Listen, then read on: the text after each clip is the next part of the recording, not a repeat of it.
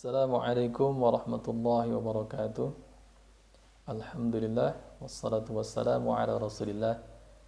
Allahumma salli wa sallim wa barik ala sayyidina Muhammadin wa alihi wa mawalah. La hawla wa la quwwata illa billah. Allahumma aftah lana wa lakum futuhal arifin bi rahmatika ya arhamar rahimin.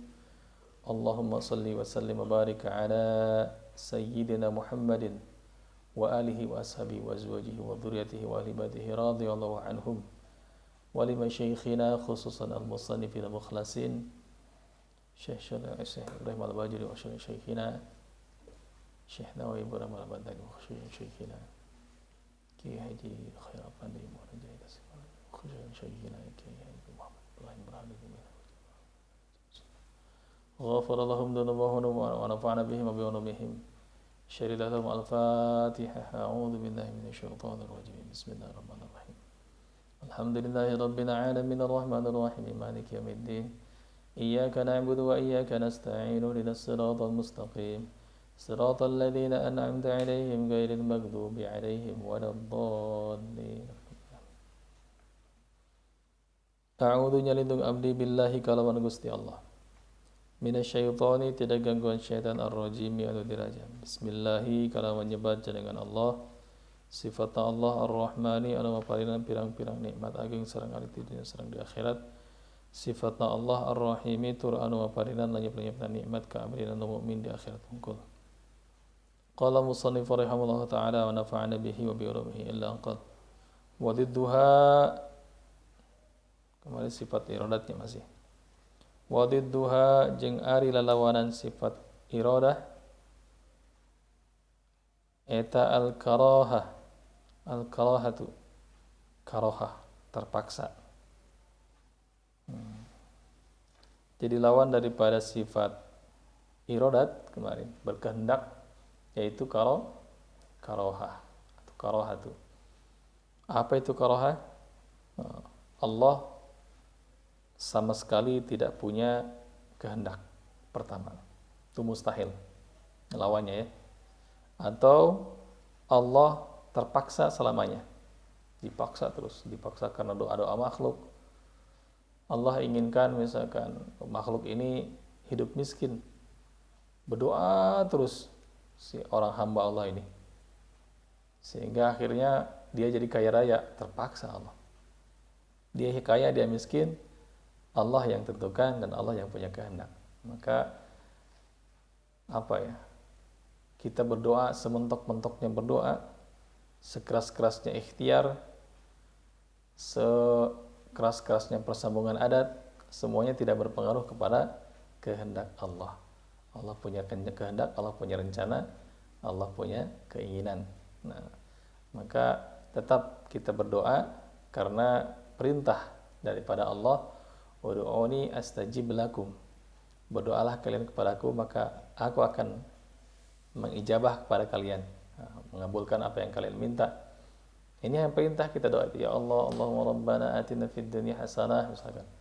Atau Allahumma inna nas'aluka seperti itu. Itu semuanya perintah kita ubudiyah menghambakan diri kepada Allah untuk meminta hanya kepada Allah. Tetap keputusan dan ijabah doa atau tidak diijabahnya atau Allah tentukan yang lain. Nah, ini kehendak Allah Subhanahu wa taala yang tidak bisa diganggu gugat. Nah, itu. Nah, lawan daripada sifat karahah tadi, lawan sifat iradat tadi yaitu karahah. Karahah maksudnya itu pertama Allah sama sekali tidak punya keinginan atau kehendak, atau Allah terpaksa selamanya, atau Allah terpaksa oleh kerasnya seorang berdoa benar-benar terpaksa. Tidak seperti itu. Doa ya doa, kehendak Allah ya kehendak Allah. Atau Allah saking sangat sayangnya kepada makhluknya sehingga apapun yang ini dapat diijabah sekalipun dia wali Allah misalkan, doanya itu mustajab segala macam. Nah, gitu. Tidak terdorong oleh itu. Nah, maka karomah itu pemberian, bukan sesuatu hal yang diusahakan. Jangan kejar karomah, tapi upayakan istiqomah. Istiqomah, karomah yang sesungguhnya itu istiqomah. Atau Allah saking sangat bencinya kepada Fir'aun misalkan, kepada makhluknya. Nah, tidak terpengaruh oleh itu. Allah keresakan, atau misalkan Allah iradatkan Fir'aun menjadi musuhnya, yang seorang yang mengaku dirinya Tuhan, ana rabbukumul a'la. Nah, itu. Lalu ditenggelamkan di Laut Merah dengan dengan asbab Nabi Musa dan tongkatnya misalkan. Nah, tidak terpengaruh oleh zalimnya Fir'aun yang mengaku Tuhan. Ya, zalim, iradat Allah terpisah ya. Jadi masing-masing. Atau saking sangat zalimnya orang yang zalim, nah, itu termasuk berakarohah. Atau kerasnya atau hebatnya teknik makhluk gitu misalkan. Ruqyah ini bisa menyembuhkan.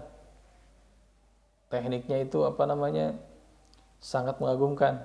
Nah, tidak terpengaruh dia sembuh atau tidak sembuh, izin Allah, bukan karena asbab ikhtiar makhluk. Nah, itu dia. Atau terpaksa oleh persambungan adat yang sangat mungkin, sangat pasti gitu. Misalkan adatnya api itu membakar, adatnya nasi itu mengenyangkan dan tenaga, adatnya obat itu menyembuhkan misalkan. Ini orang sakit, Allah berkehendak dia tidak sembuh-sembuh. Ini obatnya mahal sekali, 200 juta satu pil misalkan. Di mana? Di Singapura. Diambil lalu diminum. Dia berkeyakinan akan sembuh. Nah, kalau Allah izinkan, kalau Allah sudah berkehendak dia tidak sembuh, maka tidak akan sembuh dengan obat apapun. Nah, itu dia. Maka sembuh itu dari Allah. Penyakit bisa jadi itu jalan ujian, jalan kematian, batu ujian untuk seorang meningkatkan iman, bisa penggugur dosa juga. Kalau orang sakit bisa jalan sebagai kematian. Orang yang mau mati mungkin dia sakit dulu, atau pengangkat derajat dengan sakit itu. Maka ketika kita tertimpa musibah berupa sakit, sabar dan ikhtiar nanti. Sabar dalam hati, ikhtiar dalam perbuatan. Ikhtiar apa? Ikhtiar penyembuhan. Kalau dia sakitnya medis mungkin, maka cari dokter atau barang-barang yang mubahah, ke dokter, ke tabib misalkan. Atau misalkan bisa ke peruqyah, bisa ke ahli tibun nabawi, pengobatan Nabi, bisa dengan dibekam, bisa dengan madu, bisa dengan habatus sauda dan lain sebagainya. Itu ikhtiar kesembuhan. Tetap, atau dengan jalan meminta kepada Allah, sedekah, langsung. Jadi tanpa ada ikhtiar makhluk, langsung sedekah, biar Allah yang menyembuhkan. Ikhtiari makhluk. Jadi ada cerita seorang TKW, wanita, dia pembantu rumah tangga dari Indonesia ke Arab Saudi sana. Dia disuruh untuk menjaga seorang ibu yang sudah tua dan sakit-sakitan. Orang dokter bilang ini kena kanker dan siap menunggu mati. Nah, tinggal berapa bulan lagi, paling dikontrak cuman setahun, karena mungkin 6 bulan lagi si ibu ini meninggal gitu, kalau sakitnya sudah parah, kanker. TKW ini pembantu rumah tangga ini ya dari Indonesia, ada yang dia lakukan yang menurut majikannya ini janggal. Jadi setiap kali dia masuk ke kamar mandi, lama sekali di kamar mandi. Jadi ngapain itu orang Indonesia? Pagi sholat atau apa sih kamar mandi sih? Dilihat sampai akhirnya beranilah nanya, kamu di kamar mandi lama-lama ngapain, kalau bahasa kita, bahasa di Arab ya. Tidaknya. Oh, ceritakanlah. Nggak ngapa-ngapain. Sampai akhirnya dia nggak mau cerita, mungkin malu atau apa, ada alasan tertentu. Hingga akhirnya lama di kamar mandi, dia menyuruh anaknya yang laki-laki, coba buka, ada apa di dalam sana. Dia ngapain? Kok di kamar mandi lama gitu? Sering-sering kali kamar mandi. Dibukanya rupanya dia, ya, anak yang perempuan yang bukanya, rupanya lagi merah susunya. Apa yang kamu lakukan ini? Dia bilang, saya sakit kalau tidak seperti ini, kalau tidak dikeluarkan susu ini. Kenapa itu air susunya? Saya baru saja melahirkan sebelum saya berangkat ke sini. Karena ada tawaran, kami kesulitan ekonomi keluarga kami, maka kami pulang berangkat ke sini karena ada panggilan. Ya sudah, saya tinggalkan anak saya yang masih bayi dan rela anak saya yang bayi ini minum susu formula atau susu bukan susu ibunya. Maka susu ibunya kan membesar, harus dikeluarkan, sakit itu kalau tidak ditetein. Jadi diperas dan dibuang di sana di kamar mandi itu. Setiap kali habis beres-beres pas lagi ini membesar dikeluarkan, aneh. Itulah yang dilakukan. Nah, si ibu ini yang sakit ini nangis melihat pengorbanan seorang ibu ini. Di sisi lain dia harus menjaga anak bayinya, di sisi lain dia harus mencari nafkah sementara suaminya tidak kerja apa-apa dan butuh biaya. Akhirnya dengan kerelaan hati, ya sudah, kamu pulang sekarang. Ini ongkos sekaligus bayaran kamu 1 tahun, kontraknya saya bayarin. Dah nggak apa-apa, pulang aja. Terus gimana nih? Ya udah, pulang aja. Nanti kami bisa carikan pembantu yang lain. Dan kalau udah misalkan sudah menyusui 2 tahun, kamu masih mau kerja lagi di sini, tinggal telepon, kami panggil. Pulanglah si ibu ini, si pembantu ini dengan uang setahun penuh, dengan uang gaji setahun penuh, baru nggak kerja, pulang. Pas dicek si ibu yang sakit ini ke dokter, lihat, ibu berobat di mana ini? Kok sembuh? Sama sekali kankernya pun nggak ada. Di dadanya itu ada kanker, nggak ada. Di rongsen nggak ada. Penyembuhan, masya Allah, itulah keajaiban sedekah. Nah gitu. Allah angkat penyakitnya tanpa harus diobati, tapi dengan sedekah. Benar apa yang disampaikan Nabi, tubu maridakum bis sadaqah. Obati penyakit kalian dengan sedekah. Kalau sakit, simpel saja. Sakit yang nggak ada obatnya, kita mau ngasih ini ke dokter atau ke tukang penyembuhan, Tibun Nabawi, tabib, peruqyah atau apa, atau kita mau kasih ini ke orang yang lebih membutuhkan, fakir miskin. Taruhlah misalkan kita dapat penyakit yang ujungnya pasti mati ini, vonis dokter pasti meninggal. Sudah, dokter hanya manusia dan hanya mendiagnosa. Sedekah aja. Jangan sampai nanti bahasanya begini. Ketika orang dicabut nyawa, Rabbi laula akhartani ila ajalin qarib, ya Allah, andai saja Engkau tangguhkan umurku yang sudah dekat, ajalku yang sudah dekat, fa asaddaqa wa akum minas shalihin, maka aku akan bersedekah, wa akum minas shalihin, aku beramal soleh. Jadi jangan sampai kata-kata itu keluar ketika kita dicabut nyawa. Udah, vonis dokter tinggal 2 bulan lagi meninggal. Harta saya banyak sekali nih. Habiskan itu harta untuk sedekah. Banyak keajaiban terjadi. Sembuh tanpa diobati. Gitu. Ini jangan malah justru yang dipendam itu, yang disimpan itu, yang tidak dialirkan, datang itu malah bahaya, penyakit. Ya rampok, ya penipu, ya kedoknya itu penipu online segala macam. Ada belum penyakit pada datang, belum saudara-saudara ngejauhin, nunggu meninggalnya. Kalau udah meninggal, berebut itu. Nah, maka Allah punya kehendak. Ada kadang-kadang orang sembuh tanpa obat, orang sembuh dengan obat, ada orang sembuh sama sekali tanpa obat, tanpa dengan apapun. Nah gitu. Itu dia kuasa Allah. Kuasa Allah jeleknya, istilahnya kejadiannya kuasa Allah, kudrat Allah, tapi kehendak Allah iradatnya. Paham ya? Jadi kita tidak punya kuasa sedikit pun dan tidak punya keinginan atau kehendak sedikit pun. Allah yang punya iradat dan Allah yang punya kudrat. Nah, itu ya. Jadi pengobatan sehebat apapun tetap Allah yang punya kehendak, gitu. Karena kita punya Tuhan. Setting mindsetnya itu Allah yang tahu. Karena kita ciptaan Allah. Kita ciptaan Allah, maka yang diciptakan, detail-detailnya, kecil-kecilnya segala macam, pasti Allah yang tahu. Kita beli robot dari Jepang. Yang tahu tentang robot itu pabriknya pasti, profesornya pasti. Kelemahannya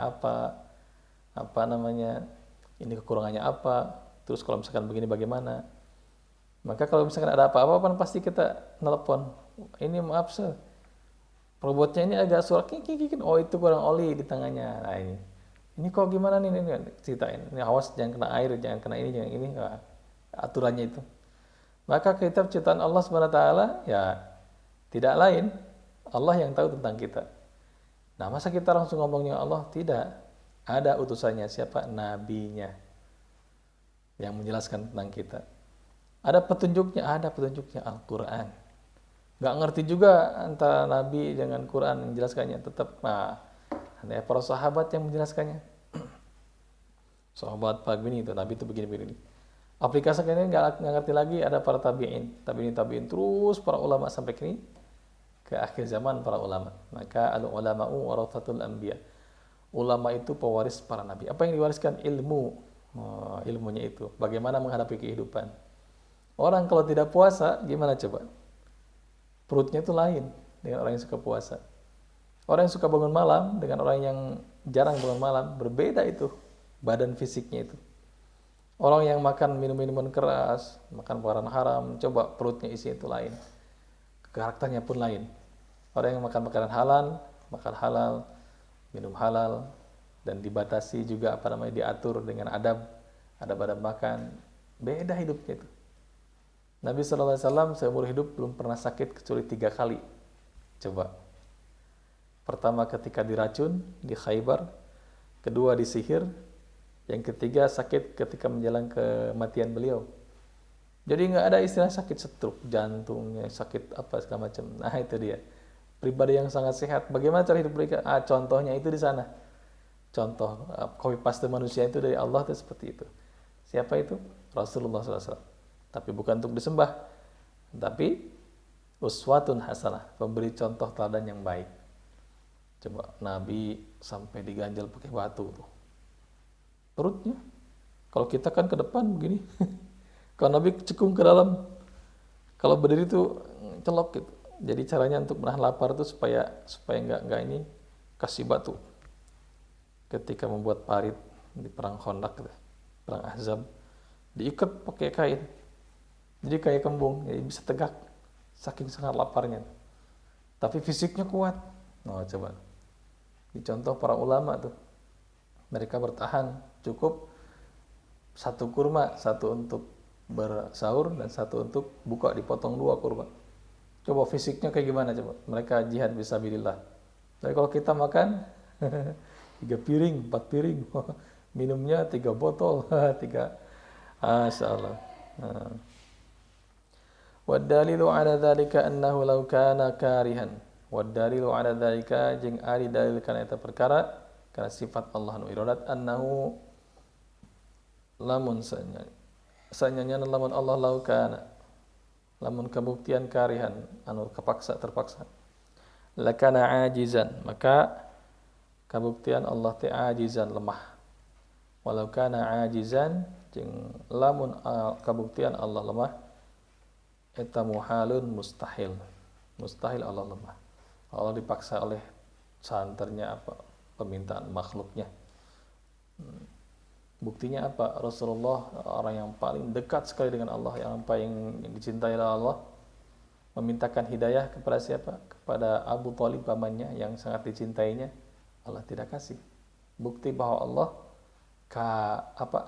iradah. Allah berkehendak. Allah berkehendak paman Nabi tetap dalam kekafiran. Nah, seperti itu. Atau Nabi Ibrahim berharap bapaknya Azar itu masuk ke milah Ibrahim, ke agama tauhidnya Nabi Ibrahim. Tapi tetap.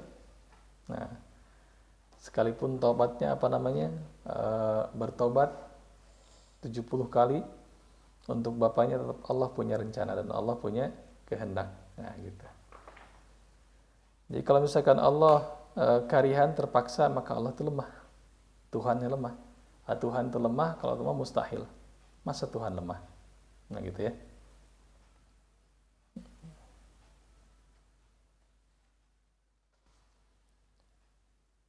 Wa yajibu fi haqqihi ta'ala al-ilmu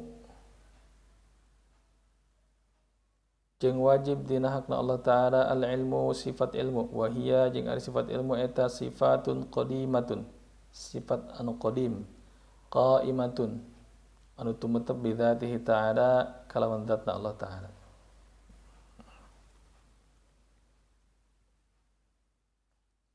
Yang selanjutnya Allah bersifat ilmu, mengetahui. tahu. Nah, itu dia. Taunya Allah bukan hasil daripada melihat, bukan hasil daripada mendengar. Karena sifatnya qadimatun, sudah dari dulu tidak ada awalan dan tidak berakhiran.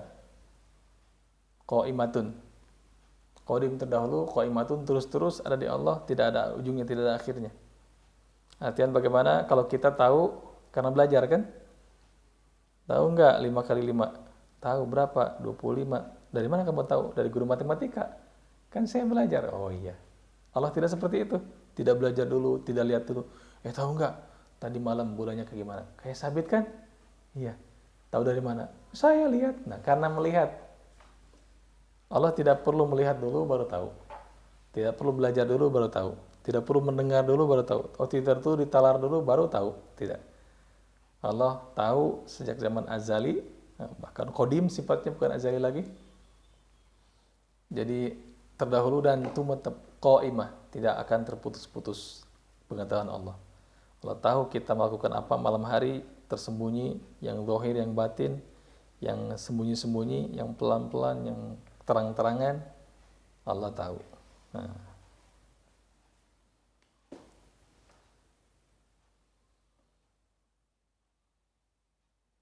itu maknanya qadimatun. Artinya apa? Qadimatun itu tidak ada awalan, tidak ada diawali dengan tidak tahu dulu.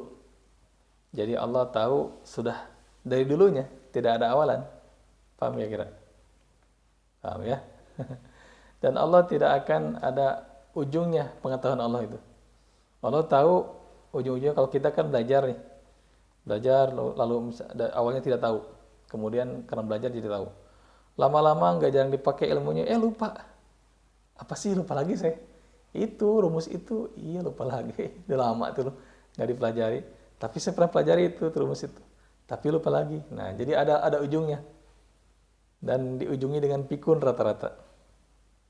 Satu-satunya orang yang tidak pikun di masa tua, orang yang mulazim bil Quran, orang yang sering baca Quran. Baca Quran itu ditalar, dihafal atau mulazimah, diulang-ulang, di murajaah. Kata guru apa namanya, orang yang tidak pernah pikun itu orang seperti itu. Allah jaga semuanya. Unik tuh orang ini. Jadi bukan perawatan di Thailand di sana, atau perawatan di Taiwan misalkan, atau di Cina, di Korea, di hidungnya dimancungin, dimudahin lagi, ditarik pakai pakai pigmen atau pakai ke silikon, benang silikon segala macam, enggak. Tapi cara untuk menjaga organ tubuh kita itu dengan Quran.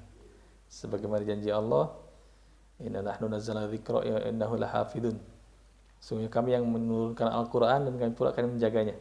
Termasuk kalau Quran ini masuk di tubuh kita, di anggota badan kita, disimpan di otak, disimpan di hati, dibacakan lisan, dilihat oleh mata, direnungkan oleh pikiran, tuh. Napasnya bolak-balik dari luar hidung masuk hidung ke tenggorokan, masuk keluar lagi terus. Paru-parunya semuanya dijaga semuanya Allah. Yang nyangkut dengan Quran itu. Sampai giginya, lidahnya. Coba kalau hirang gigi geraham sebelah sini.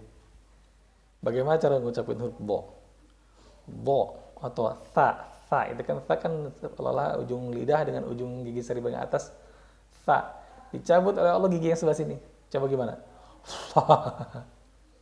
Masna wafsona, susah kan?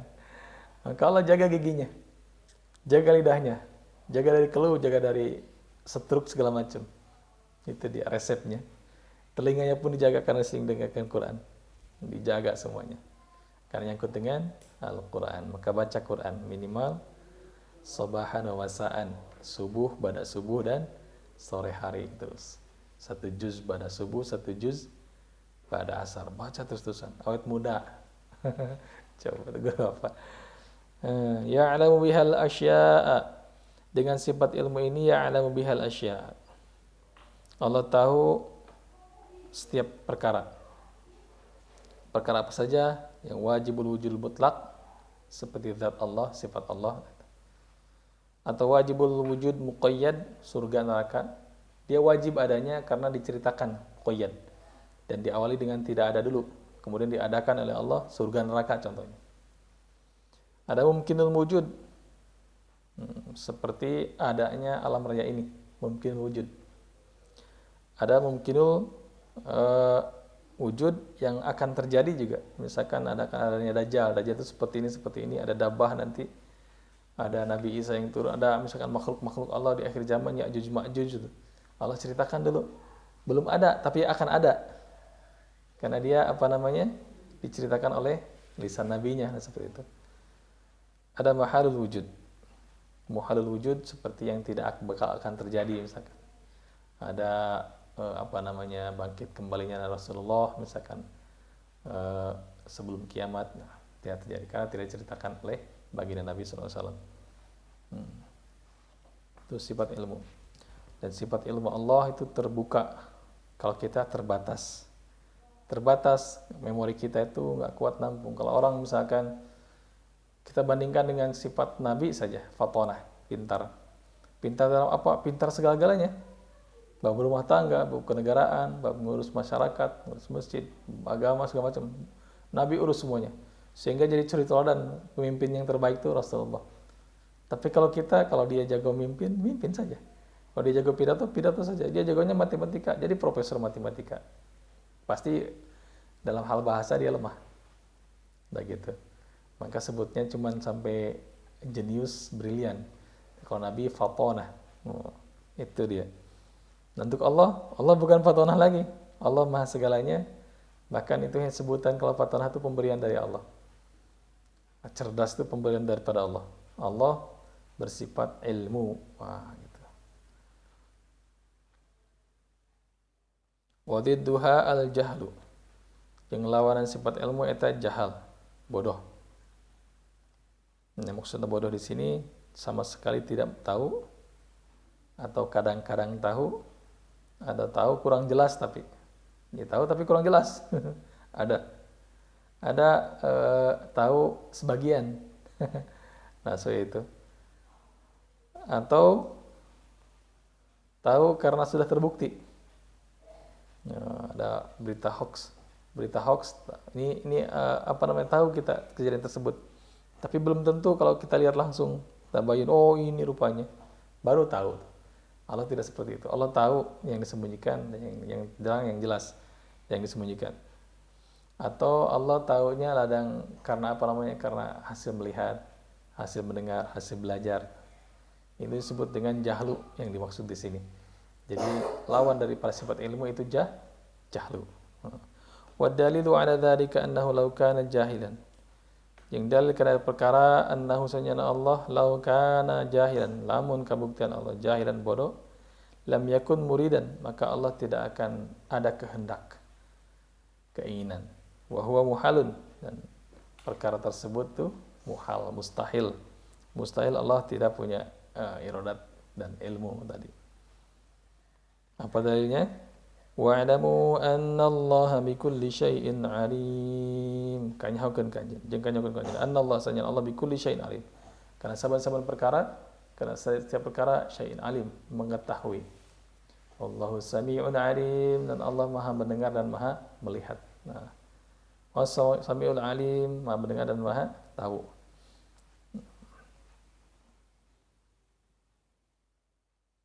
Makhluk yang berakal dan menghadapi sifat ilmu ada 5 tingkat. Nah, ilmunya Allah. Pertama, ada orang-orang itu orang yang tidak percaya sama sekali pada sifat ilmunya Allah. Ini disebut orang-orang kafir yang ingkar pada Allahnya, jangankan pada sifat ilmu. Pada Allahnya juga tidak meyakini adanya Allah. Nah, gitu. Ini seorang orang kafir. Ada yang orang-orang golongan kedua itu orang yang percaya Allah bersifat ilmu, Allah mengetahui, tapi dia juga percaya ada sembahan lain yang mengetahui. Misalkan kita kan hidup di Indonesia, berbagai macam agama, semua agama sama mengajak kebaikan dan punya surga masing-masing dan punya Tuhan masing-masing. Ini golongan orang-orang musyrik biasanya yang berkata seperti ini. Yang bilang agama itu sama, semua agama itu sama, punya Tuhan masing-masing, berarti ada Tuhan selain Allah itu. Meyakini ada Tuhan selain Allah yang mengetahui, yang maha kuasa, yang berkehendak. Nah, itu dia. Ini sebenarnya orang-orang yang sudah syirik secara etikat itu. Katakan kul huwallahu ahad. Allah itu satu, cukup satu. Hanya mungkin kalau orang Kristen bilangnya seperti ini, tidak. Allah orang Kristen, orang Buddha, orang Hindu, Tuhannya orang ini, mereka Tuhan-Tuhan versi mereka dengan pemahaman yang keliru. Nah, ini bisa didebatkan sebetulnya. Nah, tapi ranahnya ini ranah di YouTube ya. Nah, ini kali tertutup. Tapi akhirnya harus dijelaskan. Allahu wahidul ahad. Allah satu dari satu tidak berbilang. Bukan satu dari yang tiga, bukan satu yang terdiri dari berbagai macam juz. Nah, gitu. Ada tingkat ketiga, gabungan antara wujud ilmu hayat, ada wujudnya Allah di Tuhan Bapa, ilmu di Tuhan Anak, yaitu Isa, dan hayat di Tuhan Ibu Maryam. Ini i'tiqad Nasrani Katolik biasanya. Jadi Kristen itu terpecah. Nasrani terpecah jadi 73 golongan. Islam terpecah jadi 73 golongan, Yahudi terpecah jadi 72 golongan. Kata Nabi, kulluhum finnar, semuanya masuk neraka illa millati wahid, kecuali ajaran yang satu. Para sahabat bertanya, "Wahai ya Rasulullah,